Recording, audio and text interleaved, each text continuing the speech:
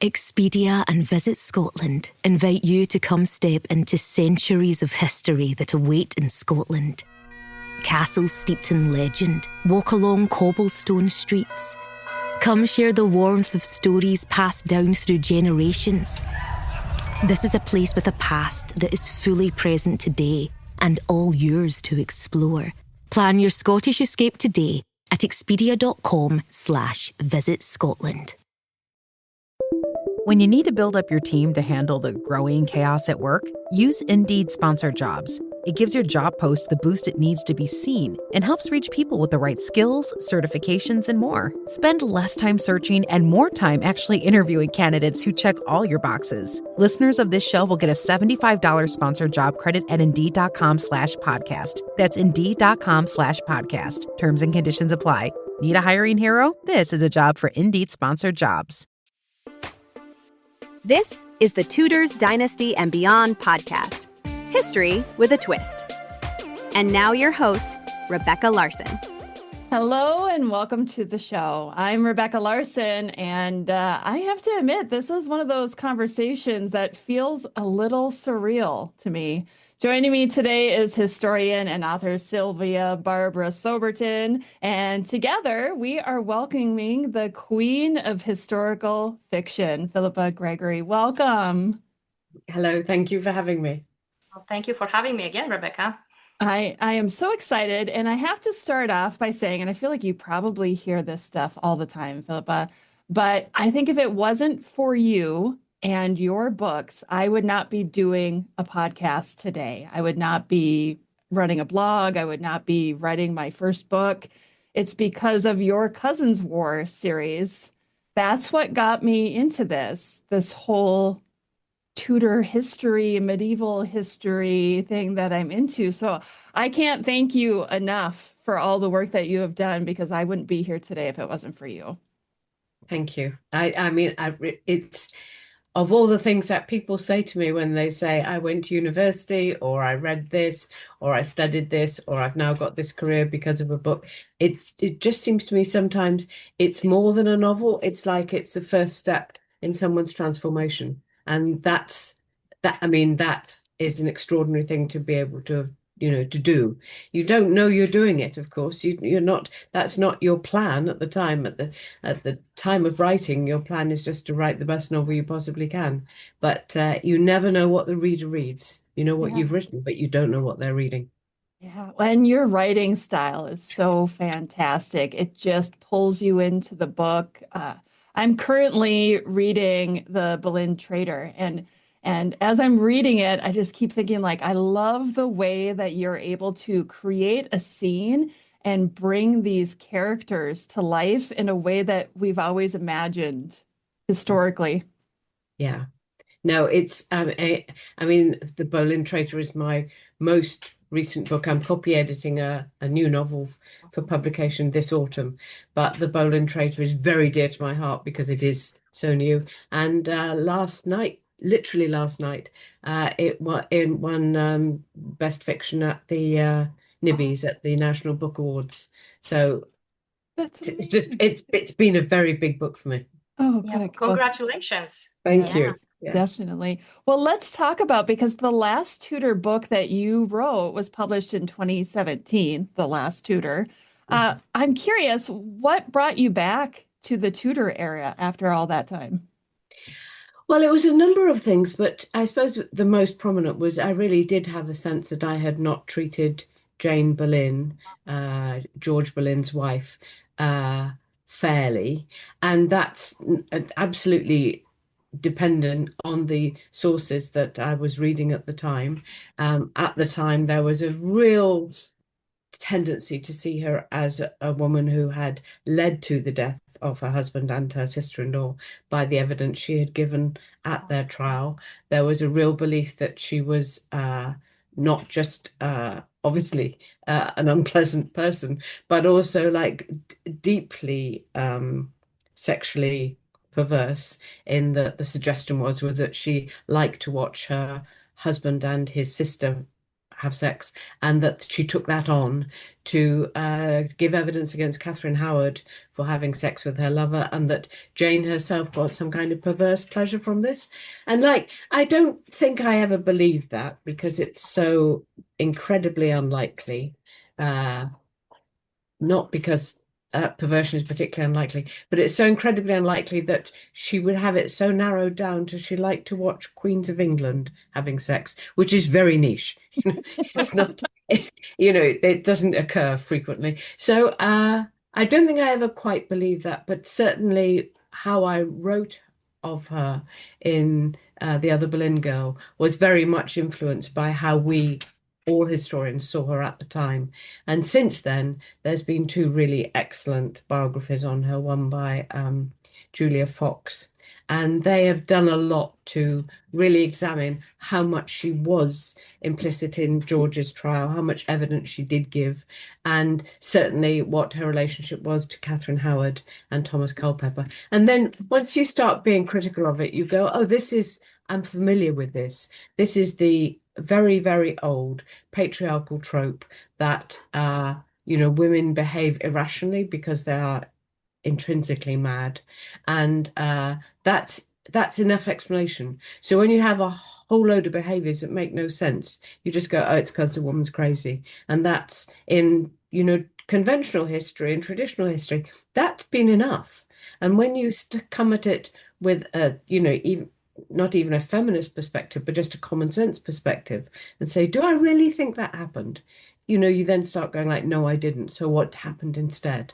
So it was very much a sort of a revisionist history and a rewriting of history. And it gave me the chance to get back into that period, which I have written so much about, that I know so well, but come at it with what I know now, which is, what, nearly 40 years on from when I originally studied the period.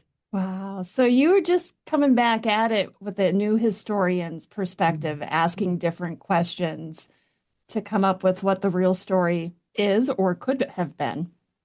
I think there's a lot of evidence to suggest that Thomas Cromwell, was maintaining Jane Rochford's position, maintaining her financially, getting her posts at court, and making sure that her allowance was paid to her and increasing her allowance.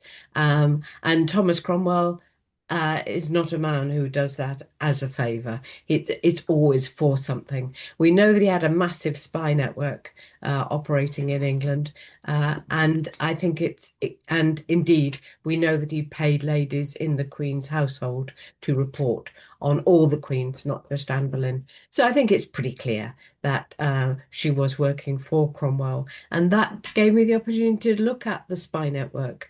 I don't have any direct evidence that she was a Cromwell spy, but she was certainly getting paid for something. Yeah. Well, I want to shift a little bit here to the other Boleyn girl, since we have Sylvia here, and she just wrote about Mary Boleyn. But in a recent interview, you referred to the other Boleyn girl as your first big novel. It was published in 2001. I can't even believe that it has been that long already. I'm sure you feel the same. It introduced Mary Boleyn really as your first Tudor heroine, right? And so what first drew you to Mary versus her ever so popular sister Anne? Well, Sylvia will feel for me in this, that I first came across Mary Boleyn's name, nothing more than her name, when I was planning on doing a book on Tudor piracy. I was interested, so I was looking at manifests of Tudor ships, and I came across one called Mary Boleyn, and I went, that's extraordinary. So I looked it up, and literally in a footnote, there was nothing written on her at the time. There was no dedicated biography. She was literally an aside in Anne Boleyn's story, and it suggested that Henry VIII was her lover and that he named the boat for her. That was how I found her name. That's how I found the little bits of history that we know about her. I now read Sylvia's excellent book, also quite revisionist, and discover that it may not have been named for her at all. Yeah.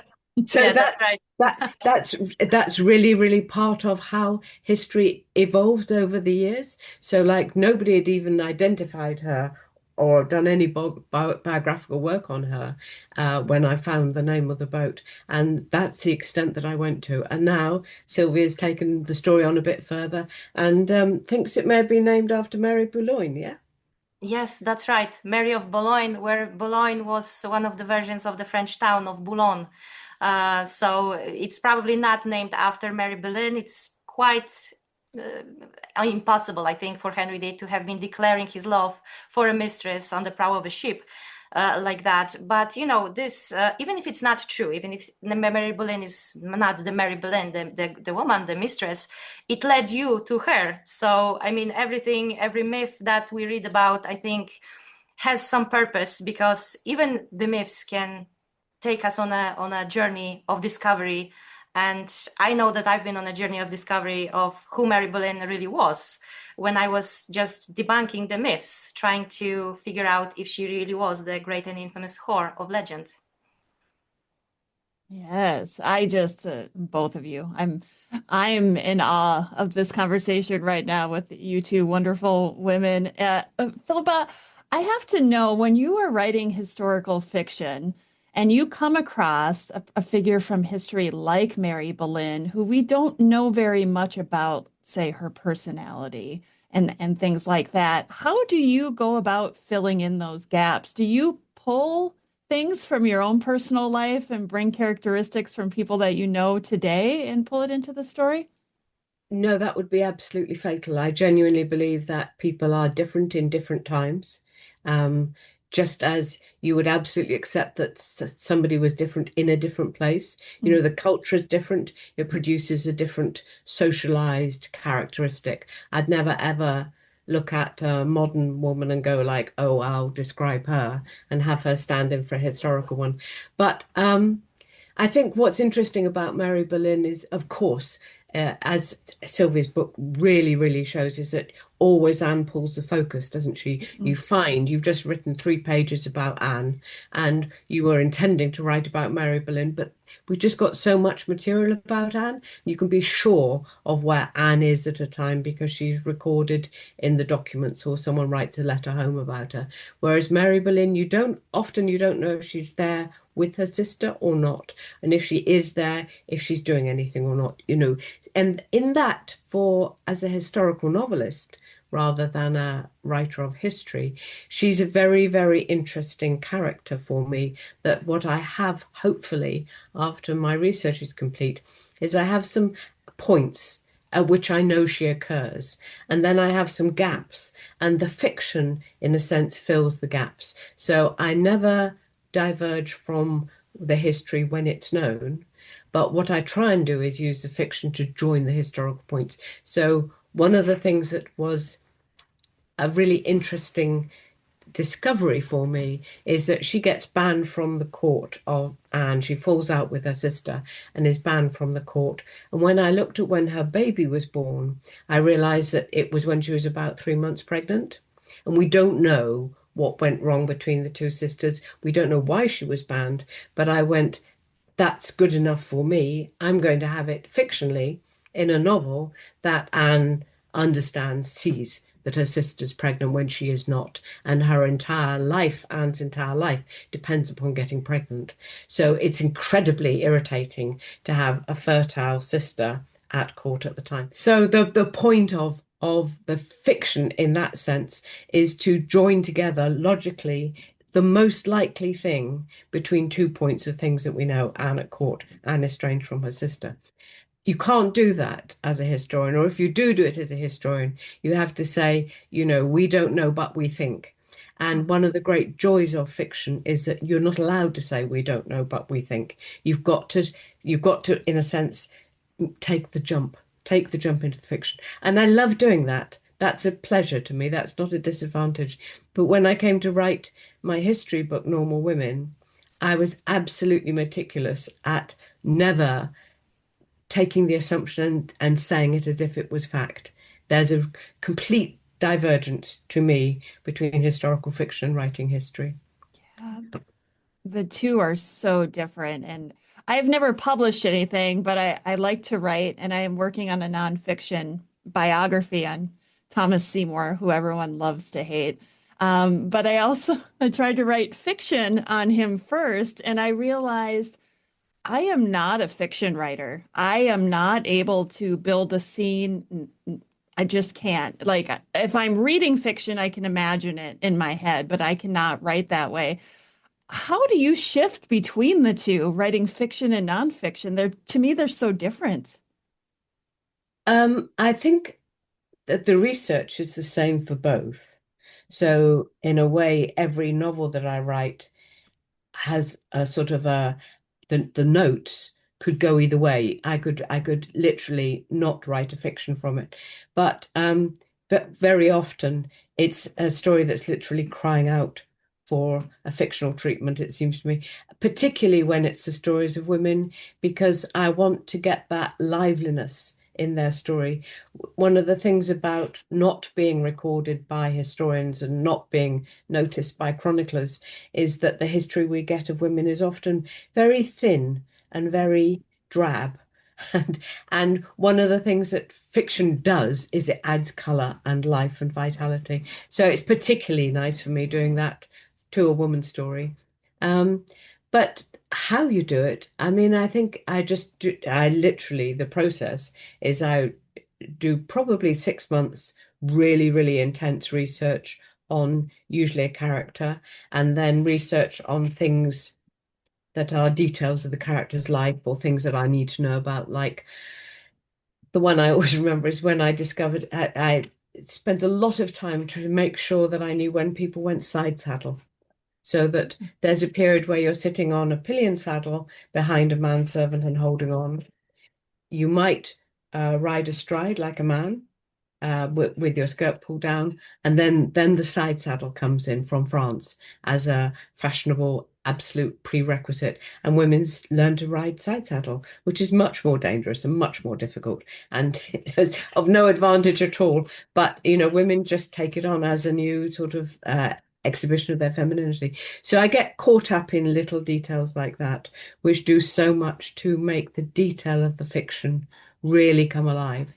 And when I've done about 6 months and I have a sense of the person that I'm writing about, I then start writing about them. And that's when I do this sort of jump, in which the jump ideally takes me into their head and into their shoes and into their life in a way which feels very comfortable, because I know exactly what they're doing almost day to day through the novel.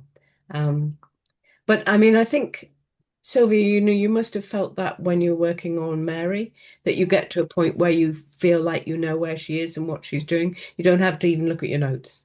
Yeah, I mean, I get this frustration because as a nonfiction writer, as a historian, I have to be like meticulous and know exactly what she's doing at each point of time. And there is frustrating this gap in her life between 1515 and 1520, when we have absolutely no idea where she is, what she's doing. Is she at court? Is she with her family? Is she still maybe learning? So it's really frustrating. But at the end of writing the book, when I had this final product on my computer, when I was reading through it, the first draft, I knew I had this revelation. I knew who Mary Boleyn was, because I knew that she wasn't the person that I thought she was when I started writing, because we've been told that she's the great whore, that she's not ambitious, less intelligent than Anne, and all of that, and none of it is true. So in a way, I feel like I know her so much better now, and I was so very excited to have this book released, to show her story, to tell her story to the people, so that other people can discover her through my point of view. Yeah. I also think that the idea that she's called an infamous whore is so much it's patriarchy. It's the comment of the King of France, who is basically putting down the King of England by saying that he's had his mistress before him anyway.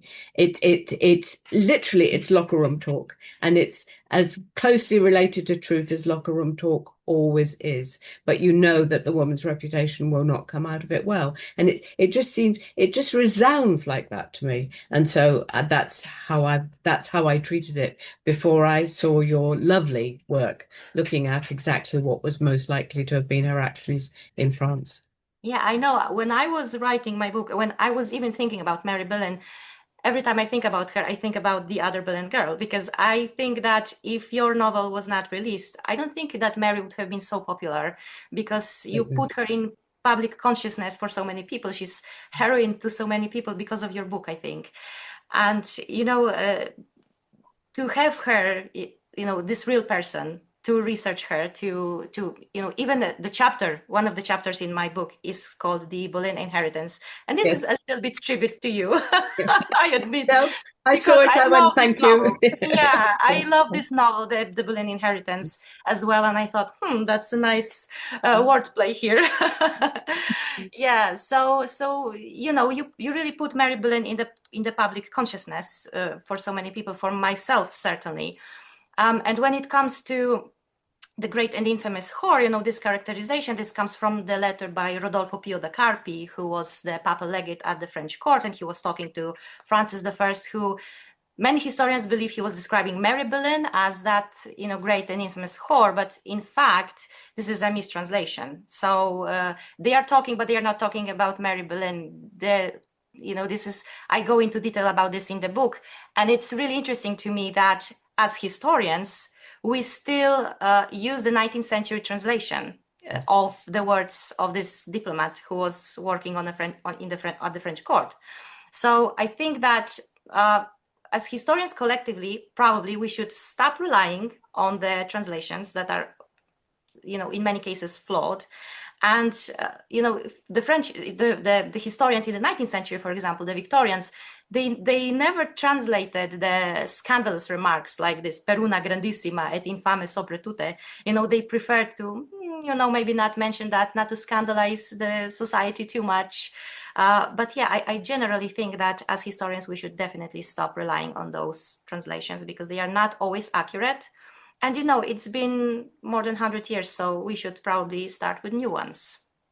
I couldn't agree with you more. And I think so much of the original historical work from the sources was done by the Victorian historians, and everybody always brings their own culture's opinions to something. So of course you have an automatic judgment in that everybody, all of those historians like Catherine of Aragon, they believe she's a deeply devout and religious woman.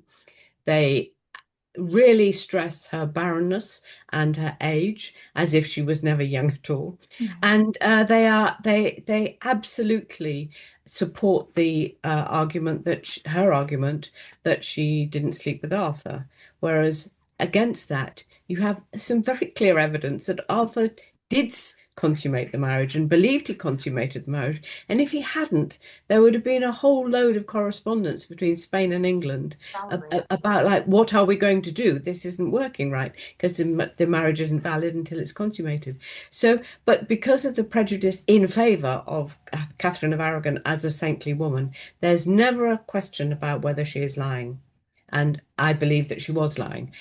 But I don't mind that, because I am of my generation and I can think well of a woman who tells a lie in the divorce court to save her skin. I don't mind. I understand that.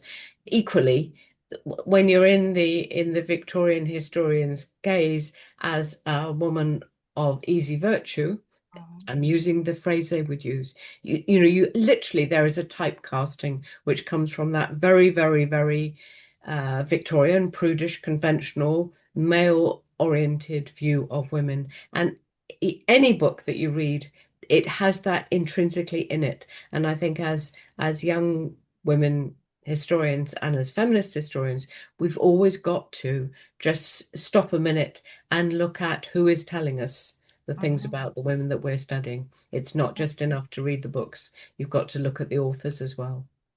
Yes, I think this is something that has really shifted in the last, and maybe you know better, but I want to say in the last 10 years, the shift has really been female historians looking at females from history. Do you think 10 years is about right? Yeah, probably, yes.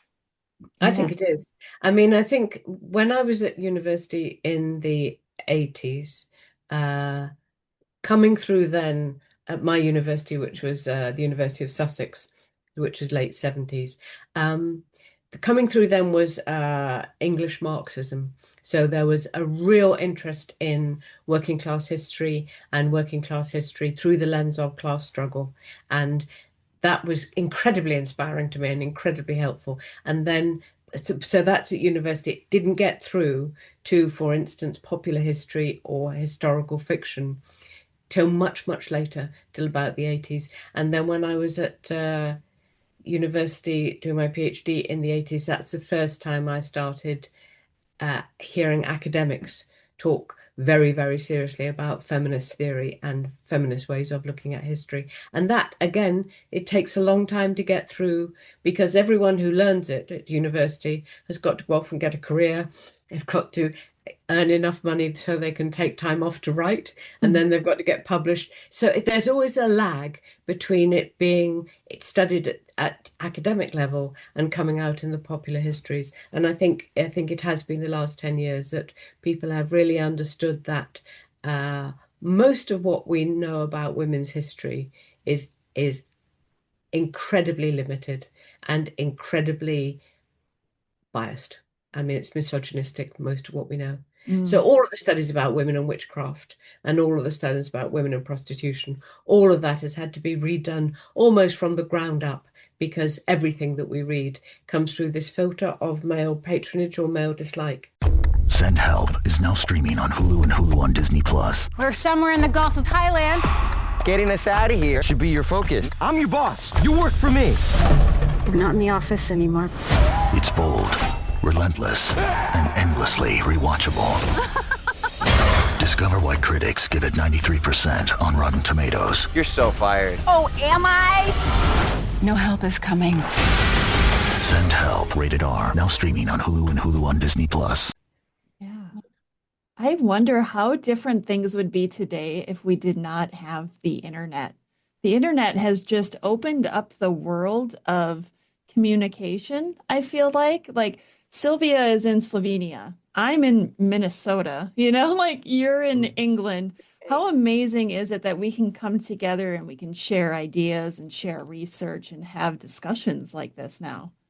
Absolutely. Absolutely. I mean, in England, I'm sure in your countries also, there's a great deal of anxiety at the moment about the use of AI in the creative industries, particularly in writing. And I'm really, really loath to be, as it were, Luddite about it. You can't break the whole thing because you don't like some of the things it does.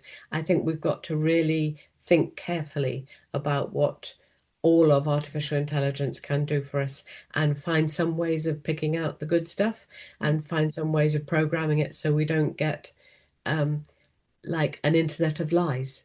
True. So true. Sylvia, I feel like I've taken over the microphone and I need to give you an opportunity to ask some questions. Yeah, do ask away. She's like, no, Rebecca, it's okay. I'm just enjoying the conversation. I'm still sitting here in awe and thinking to myself, pinching myself, is it really happening? Well, I wanted to ask you, Sylvia, if you found, as I did when I was writing the novel, The Other Boleyn Girl, that my intention was to write about Mary Boleyn. Mary Boleyn was, in my mind, the other Boleyn girl. I wanted to leave the title ambivalent, so the reader made up their own mind who was the main Boleyn girl, who was the other. But to me, it was to be a novel about Mary Boleyn principally. But I found that Anne just dragged the story all the time. I had to make a conscious effort to keep pulling back and going like, yes, I know that's happening, but what is Mary experiencing during this time? Did you find the same thing in writing the history? Yes, because I think that if it wasn't that Mary Boleyn was Anne Boleyn's sister, we would probably never know that much about her. She would have been just in the shadows as Henry VIII's former mistress, and we would never be as much interested in her as we are today. So yes, Anne Boleyn is the main force behind this story, I think. It was really difficult to keep Anne in her, little space and not allowing her to take the spotlight off Mary Boleyn.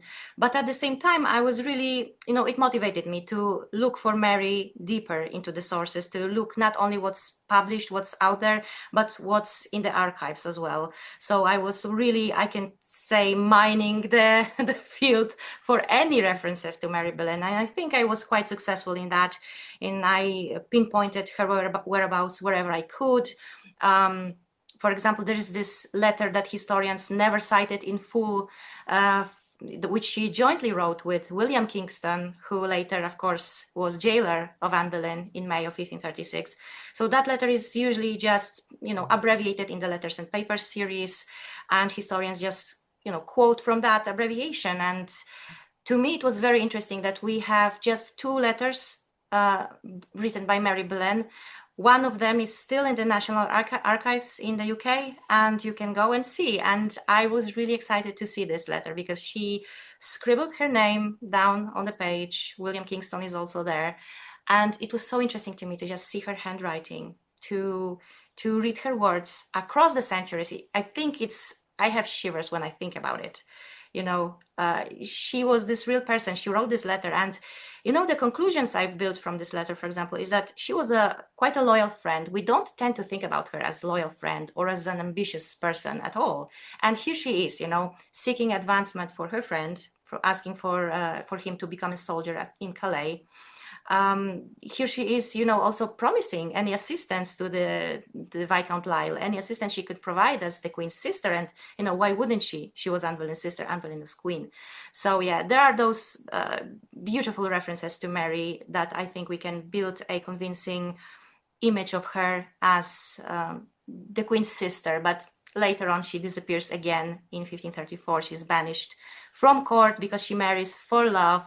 But then again, the common misconception is that, she marries for love and she's perfectly happy with just settling in the countryside with William Stafford, her husband, and that's it. That's almost the end of her story. But it's not, because the letter that she wrote to Thomas Cromwell in 1534, so just about 3 months after her banishment, in that letter she says that she would like to see her husband returning to the court, that he should be, serving the king in any capacity because he's from ancient stock, so good old family, aristocratic family. Even though he wasn't the first son, he didn't mean that much. He didn't stand to inherit a lot. So when she married him, she was really marrying for love.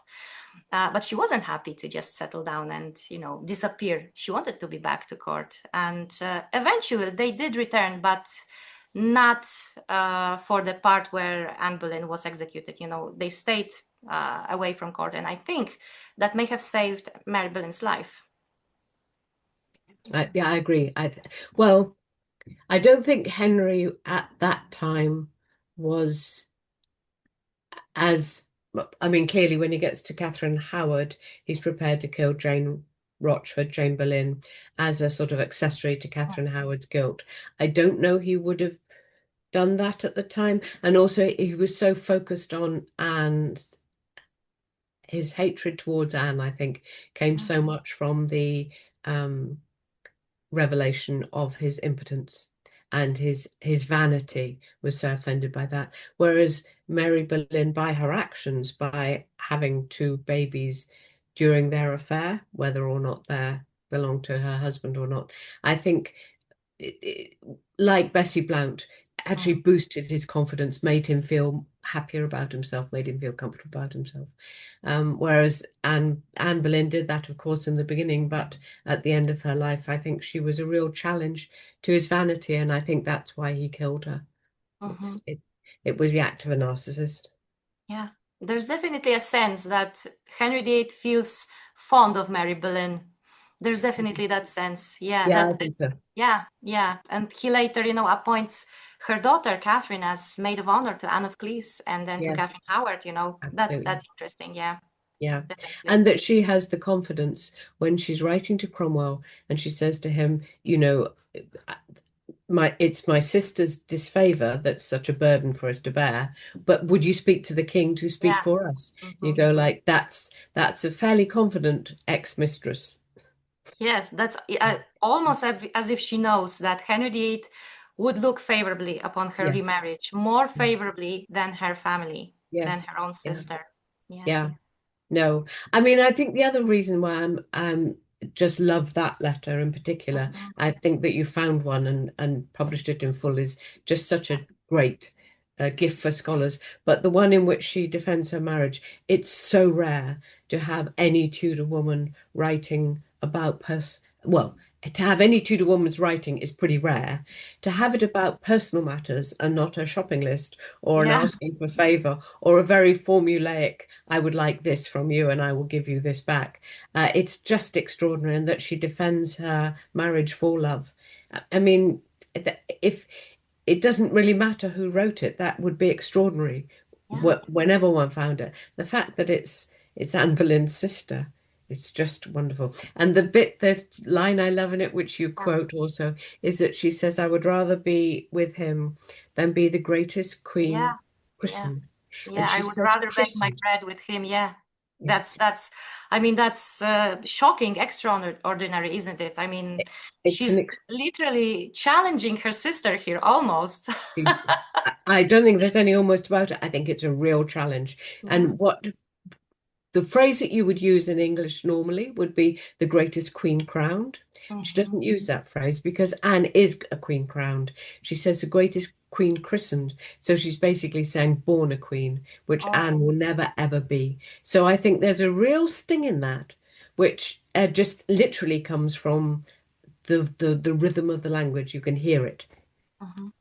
Yeah. Yeah, I mean, that's a really great point. You know, as I was born in Poland and I live in Slovenia because I married here. So to me, I don't always get those nuances of the English language, you know, that perfectly. But at the same time, I think that the fact that I'm not British and I don't speak English as my first language really motivates me to find the original documents in their original language, because I don't fall back on the English translations. I always ask myself, is it really what the original says, or is it not? Yeah. So I guess that's an advantage in a way as well. I think it's a huge advantage. And also, I mean, do you speak Italian? A little bit, yes. Yes. No, your accent was so convincing on when you did that little statement from the papal legate. It's just, I mean, I think one of the real disadvantages of the English school system, as it was when I was at school, even worse now, is that we don't pursue languages enough, and that especially now that we're not part of Europe in the same way, there isn't that comfort in another language. And of course, I mean, only the private schools, I think, teach Latin now, whereas the Victorians, they did have that. They may have a very misogynistic view of women, but they are reading the original Latin and Old English and Old French, with much more confidence than historians today can. Yeah. Yeah. I love that you guys are talking about both Mary and Anne Boleyn, because I feel like I hate to say this, it's like you can't talk about one without the other. You can't talk about Mary without talking about Anne, and Sylvia's book to me really opened up the idea that their relationship was a little bit different than I think I'd always imagined it to be. What do you both think that modern audiences misunderstand the most about these Boleyn sisters? Philippa, do you want to go first? Uh, I know what I think. Do you want to go first? Because I know what I think. I can pin it and wait. Okay, I can go first. Yeah. So I think that modern audiences misunderstand about the Boleyn sisters that they were both rivals and they were both sisters. They operated in the same social and political landscape, and to say that one sister was unambitious and less intelligent, less educated than the other is an understatement, because I can't imagine someone as ambitious as Thomas Boleyn, for example, educating one daughter of his, Anne Boleyn, to a high standard and just neglecting the other. So I think that's what is generally misunderstood about the Boleyn sisters, that there can be such a huge difference between them, although they were born into the same family and lived in the same environment. So I think this is the biggest misunderstanding about them. That's so right. I think that's right. I think in error, I played a part in that. When I was writing the novel, I think I fell into the old-fashioned misogynistic trope of seeing women, a pair of women, seeing them as contrasting, as opposed to seeing them as actually one of three. I mean, I think if I was going to rewrite the whole book from the very beginning, I would look much, much more at the fact that there are three surviving children. So it's not one girl, it's not one fair girl and a dark girl, ambitious girl, domestic girl, self-seeking girl, loving girl. There's actually three of them there, and they are all Thomas Boleyn's little step to greatness. And he doesn't know how it's going to work out, but they're all going to serve the family greatness.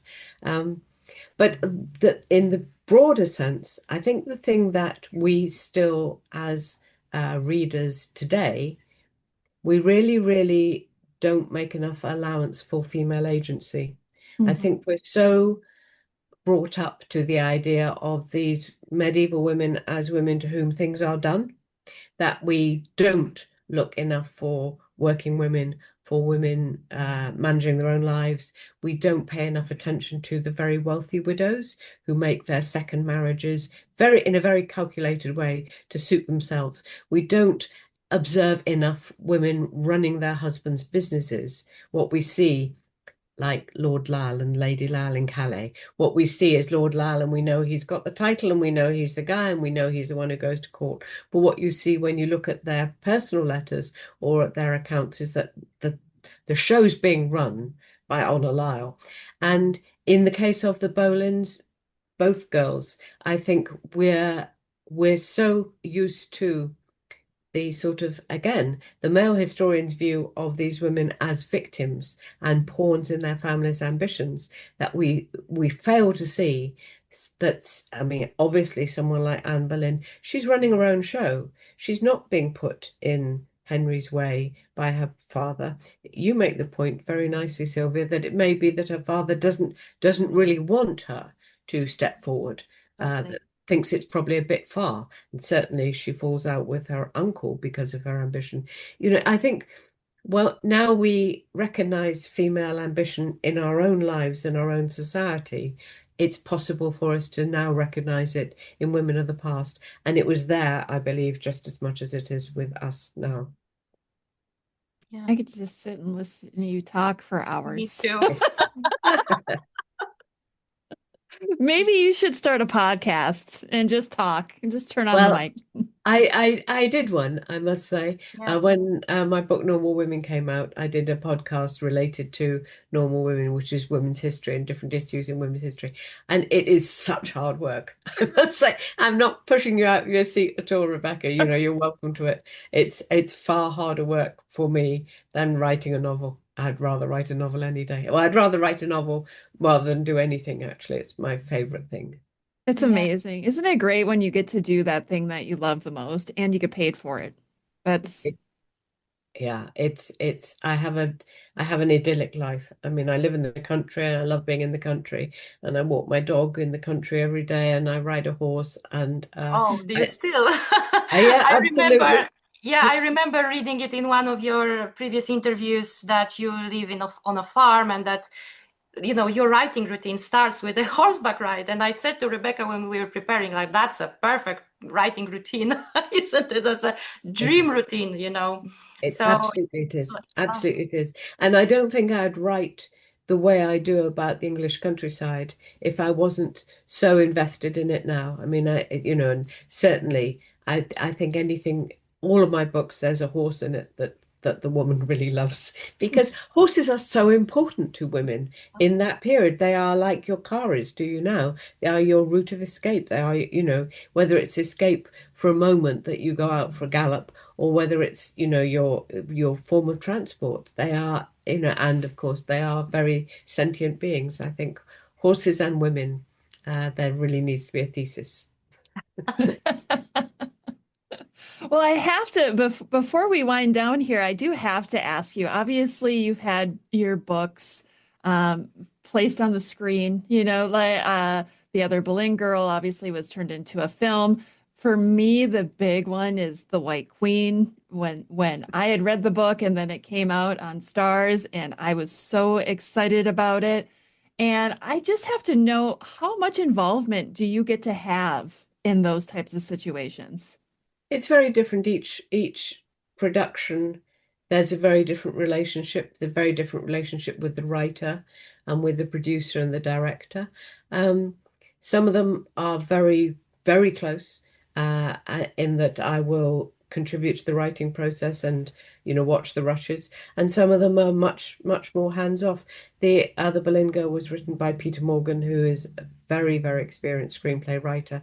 And that was the first feature film that I have had made of my books. So it was very much, I had a very strong sense that, like, what he would do is he would ring me up and ask me the word for something, or whether something was possible or it wasn't possible. So I was very much a consultant on that, and very much not a writer. But something like the first series of The White Queen, I was very closely involved. And I had an earlier book called Respectable Trade, which was a television series that I actually wrote as a screenplay writer.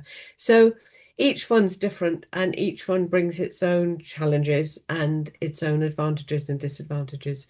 I like to be close enough involved that I can prevent them altering the history if they want to do that. And that's the great danger of when you hand it over and say, yes, you want to adapt it, here it is. That for me, I don't mind if they alter the fictional material, but I feel incredibly unhappy and guilty when they alter the historical material, because history is my first love, and, like, I am myself so careful when I'm fictionalizing a historical event to make sure that if we know the historical event, that's what goes in the novel. So it's a very difficult path to tread. Yeah, I bet it is. Okay, you were just talking about that, and then this question popped into my head. I'm very curious. When you have downtime and you can read whatever you want, what are you reading? Somebody asked me, and I sound so pompous. I'm reading a book called Cannibal Capitalism, which is about anti-racism, feminism, and anti-imperialism and green politics, and how the world will only survive if we move away from capitalism and go towards these radical politics. So I'm a little bit worthy at the moment. I'm very, very interested in the problems of the world today, in a sort of philosophical sense, not in a narrow political sense, but in how what system can we move to, which would feed more people, which would prevent pollution, which would solve some of the terrible problems that the world's facing today. So I'm reading that at the moment. I'm reading another book called Mother Nature, and feminist philosophy is what I'm reading at the moment. Having said that, when I have genuine downtime and I'm not even wanting to think very much, I really, really love the novels of Molly Keane, who writes about Between the War Ireland, and that's got lots of horses in it. It's got lots of country in it, and it's got some really great stories. Very good social observation. Oh, I love it. I feel like when you spend so much time in history, and especially if it's one specific time period, Sylvia and I spend a lot of time in the Tudor area, that when it's time for you to unwind and do your own thing, I have to find something that's totally different from that. So for me, recently, I've been reading a lot about dragons. I've been reading the Fourth Wall by Rebecca Yarrow, and I'm like, I love dragons, but it's totally different from the Tudors. And sometimes you just need that escape as kind of a reset, don't you? I certainly find writing fiction. I wouldn't dream of reading historical fiction in my period, because you never know you never know that when you remember something that you've read, you never know the source. So I never read Tudor fiction at all, medieval fiction at all, which is a pity, because it does mean that I miss out on some really fun things. But and the other thing that's terribly infectious is if a narrator has a very strong narrational voice. It's almost like, if I spend a lot of time in the States, I start getting a little what I imagine as being a little American accent. Certainly the rhythm of my speech and the sound of my speech changes a little bit. Similarly, if I read an author who has a very, very distinctive narrational voice, I find that catching, and it's really, really, really destructive to your own narrational voice, which I've spent, 40 years working on. I have to. It's a tool of my trade. I cannot have that corrupted either. So I can't read D.H. Lawrence when I'm writing, because D.H. Lawrence is incredibly infectious with the style of his writing. But you can really hear it in authors who have a very developed voice. It's very easy to catch it, I think. Yeah, I can. Yeah, so I guess the question that I really wanted to ask you is that you're a historical novelist, but you also wrote non-fiction books, about the women of the Wars of the Roses and the Normal Women, which was excellent. So would you ever consider writing another non-fiction book? I thought, Normal Women took me 10 years to write, and it was the book of my life. It's the most important thing that I've ever worked on, and its intention was to write the history of the women of England from 1066 to pretty well the present day, putting in to a history book the women, which the previous male historians, had simply left out because they thought they weren't interesting, or that women weren't doing anything of historical value. So it was a really, really, really big enterprise with a very big ambition. And since then, I thought that would be it. But since then, I've been thinking recently that it may be, to me, I think it may be that patriarchy, the system of male inheritance and male privilege, possibly, well, I know it precedes capitalism, but maybe capitalism was invented as a way of supporting patriarchy, as opposed to what we've always thought, which was that capitalism is the main thing and patriarchy just sort of supports that. I think there's a really unholy marriage between the two of them, and I would be very, very interested to pick that apart in the decade when I have loads of time.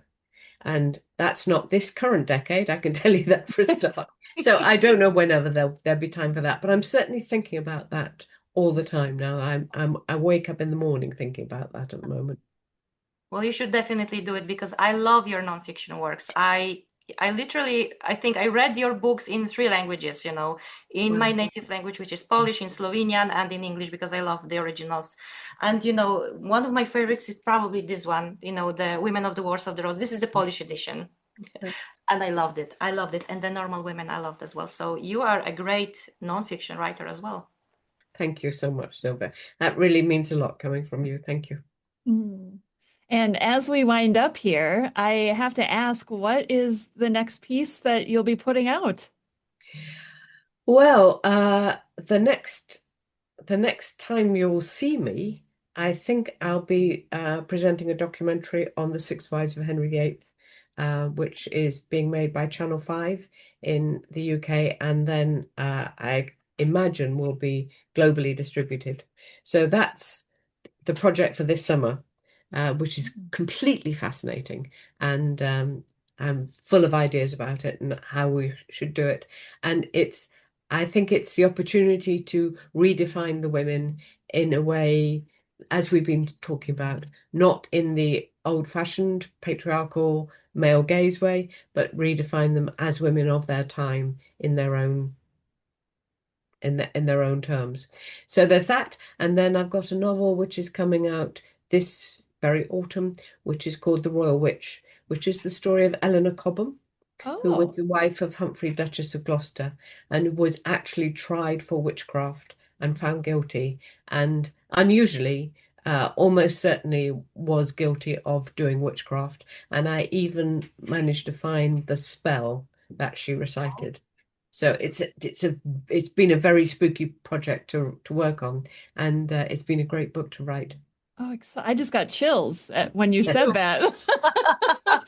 That is, and I assume it's going to be coming out in the autumn in the UK, and Yes. I'll probably have to order it from Blackwell's in order to get it at that time here in the I US. think I know that Americans hate being late on UK Yes. book. I absolutely understand. All my life I've tried to do simultaneous publication worldwide because I know how much people hate it when they have to wait. But it's not going to be too far apart. It's going to be pretty close. Oh, wonderful. Well, Philippa Gregory, I cannot thank you enough for taking the time to join Sylvia and myself today and to talk about the passion in your life. I don't know how else to describe it, but you are brilliant. You know that we love you, and thank you so much for joining us today. Thank you so much. It's been a real pleasure for me. Nice to Thank, meet you, Sylvia. thank you. And that concludes another episode of the Tudors Dynasty and Beyond podcast. This podcast would not be possible without the wonderful support of my generous Patreon patrons. If you'd like to become a patron, you get commercial-free episodes, early access, and exclusive content. Head over to Patreon, that's patreon.com/Tudors Dynasty for more information. Until next time,